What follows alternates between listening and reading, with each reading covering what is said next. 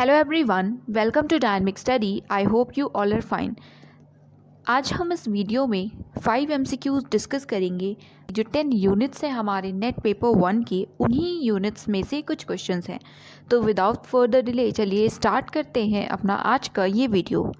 तो first of all question number first is in a valid standard form of categorical syllogism, if predicate term is distributed in the conclusion, then it must be distributed.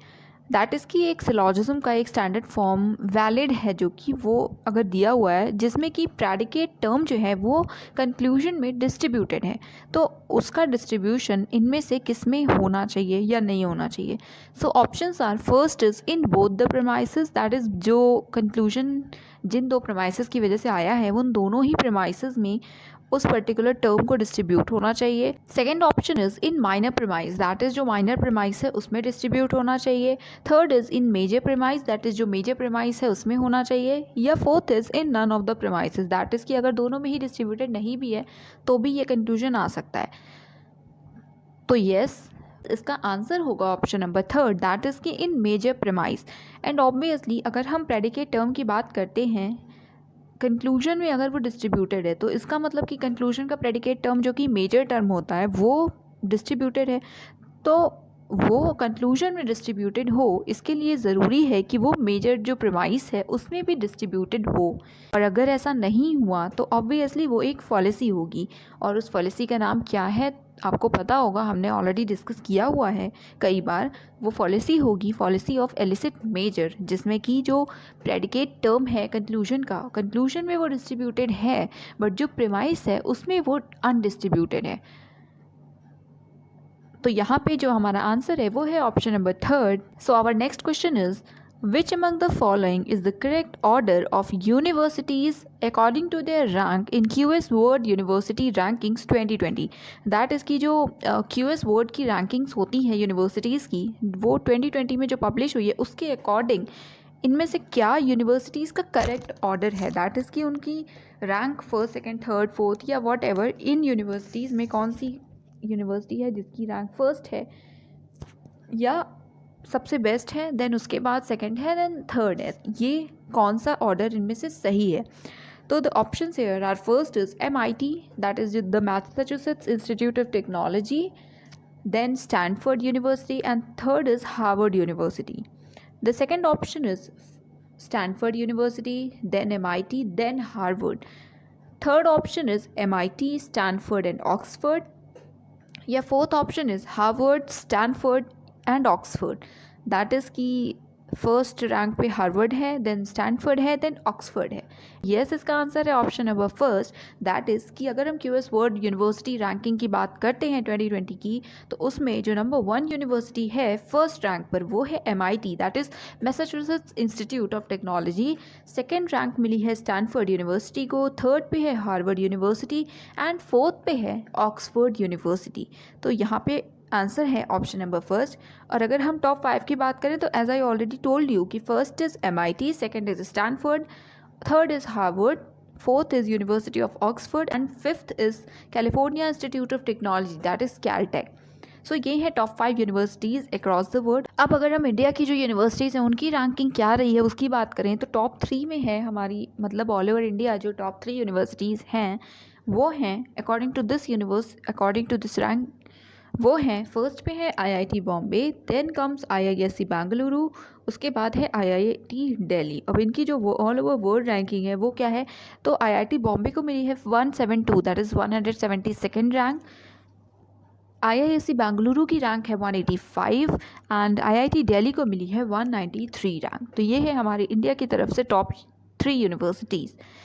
तो yes, इस question का answer यहाँ पे है option number first. Question number third is proxemics is related to, ये communication के under आता है टॉपिक, इसी में से ये क्वेश्चन है। सो क्वेश्चन है कि प्रॉक्सिमिक्स किससे रिलेटेड है।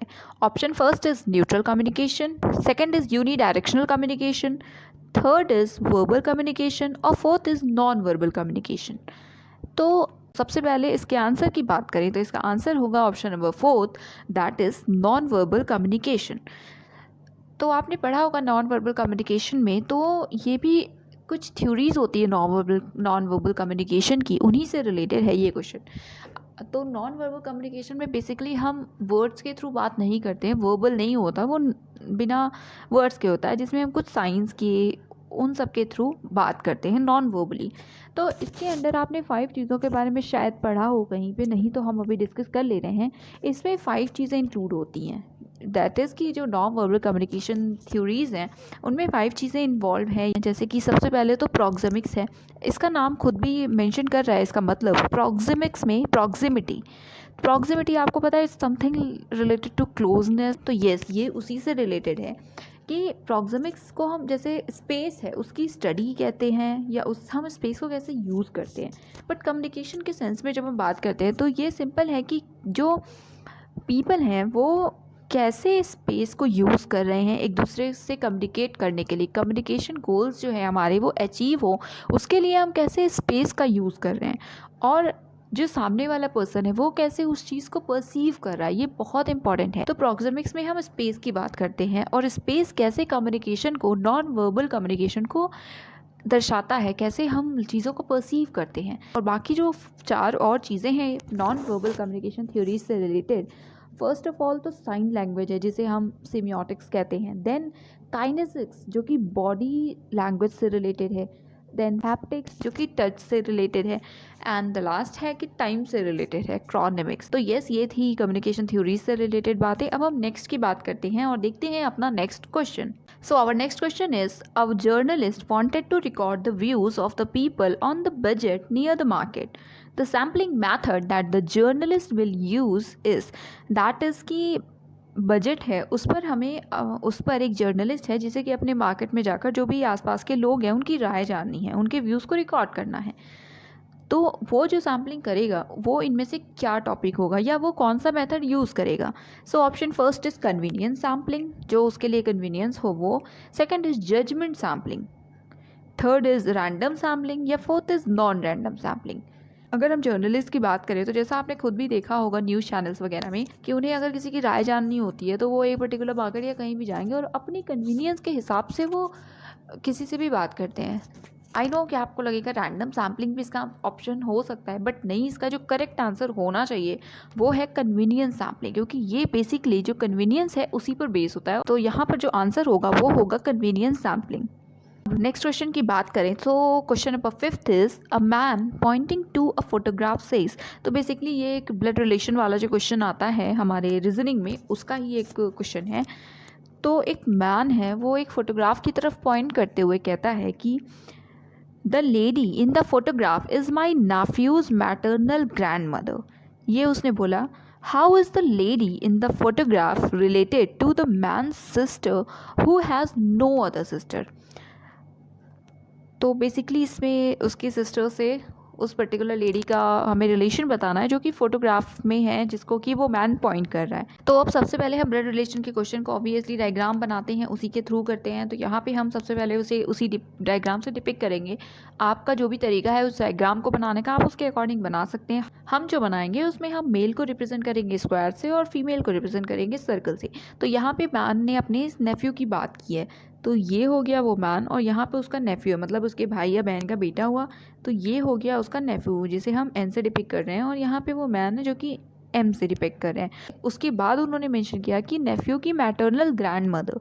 मैटरनल ग्रैंड मदर का मतलब हुआ उसकी नानी माँ, करेक्ट। तो यहाँ पे नेफ्यू है, उसकी नानी माँ मतलब उसकी जो मॉम है उनकी मॉम, ये हो गया। यही वो लेडी है, इनका रिलेशन हमें बताना है। किससे बताना है? तो उसके आगे जैसा कि मेंशन था कि how is the lady in the photograph, वो रिलेटेड है मैन की सिस्टर से, who has no other sister. That is कि मैन की सिस्टर से वो कैसे रिलेटेड हैं इस नेफ्यू की जो मैटरनल ग्रैंड मदर हैं ये, और जो सिस्टर है ना उनकी कोई और सिस्टर नहीं है। तो इसका मतलब जो मैन है उनकी इकलौती बहन ही है और कोई बहन नहीं है। तो इट मीन्स कि ये इसकी बहन हुई, मैन की बहन। अब हमें बताना है कि इस लेडी से इनका रिलेशन क्या हुआ, करेक्ट। आई होप कि आपको समझ में आ गया होगा। तो ऑब्वियसली इनकी माँ है, तो इनका जो रिलेशन हुआ वो मदर का हुआ। तो येस, यहाँ पे जो हमारा आंसर है वो है option number 2, that is mother. तो येस, ये थे आज के हमारे 5 questions. Thank you so much, keep on watching, keep on learning.